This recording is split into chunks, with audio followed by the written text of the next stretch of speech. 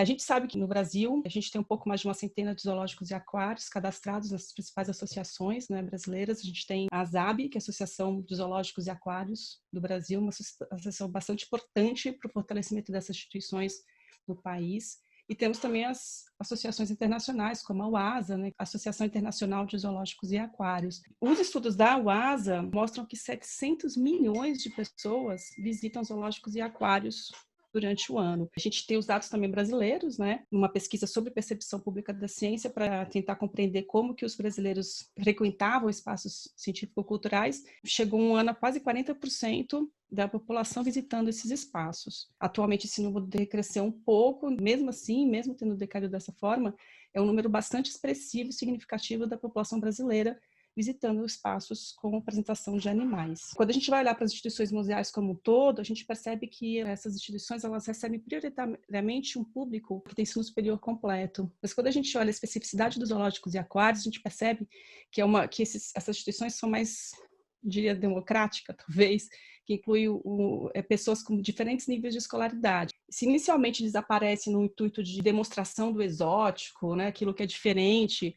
aquilo que não pertence à fauna local de uma determinada região, ao longo do tempo esse papel foi se transformando, mas é no século, aí no final do 20 e agora no 21, que eles realmente assumem para si o papel de uma instituição central para a conservação da biodiversidade. Tem 4 papéis principais dos zoológicos e dos aquários em relação à conservação. Uma é a própria conservação em si, ter o espaço que possa reproduzir espécies que estão ameaçadas de extinção. É um local também de pesquisa. A gente vê que os zoológicos, principalmente aqueles mais estruturados, têm conseguido articular entre seus profissionais uma equipe voltada para desenvolver pesquisa em relação ao seu plantel. Então, eles vão trabalhar em cima daqueles animais que estão ali dispostos, trabalhar com pesquisa sobre comportamento, fisiologia, educação, enfim, diferentes frentes, né, linhas de pesquisas que podem ser desenvolvidas, inclusive em parceria com universidades e outras instituições. Eu acho importante também a gente colocar o papel de lazer,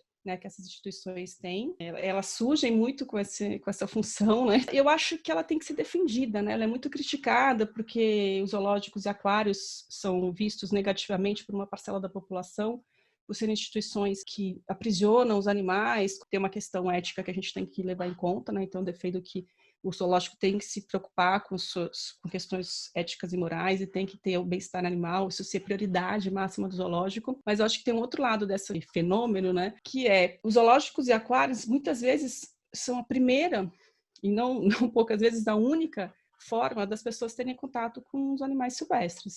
E um quarto papel que eu acho extremamente relevante é o papel educativo. Algumas pesquisas já têm demonstrado que as pessoas que visitam os zoológicos e aquários, elas são mais propensas a desenvolverem hábitos pró-vida silvestre.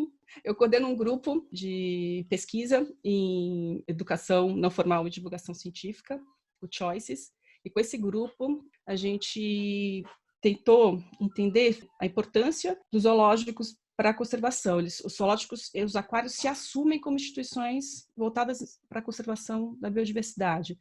A gente queria entender como que as pessoas que frequentam esses espaços e aquelas que estão todo trabalhando quanto visitando, como que elas compreendem a conservação da biodiversidade. Parecia que havia uma falta de um repertório para falar sobre isso. A gente fez questionários, a gente percebeu diferentes discursos circulando, então a gente percebe, né, que a complexidade da fala dos funcionários ela é altíssima, um discurso articulado. Quando a gente foi olhar para as placas, a gente percebeu um grau de complexidade que não refletia a complexidade do discurso do staff. E depois a gente vai olhar para as famílias e a gente percebe que as famílias e o público em geral, porque a gente aplicou questionário, né, para 1.500 pessoas, a gente percebe que as famílias e o público espontâneo têm um discurso muito próximo das placas, né? Então, a gente tem um discurso complexo das equipes dessas instituições, um discurso simplificado nas placas, mas que está muito próximo da população. A gente diria ótimo, então a comunicação está sendo estabelecida porque existe um discurso muito próximo.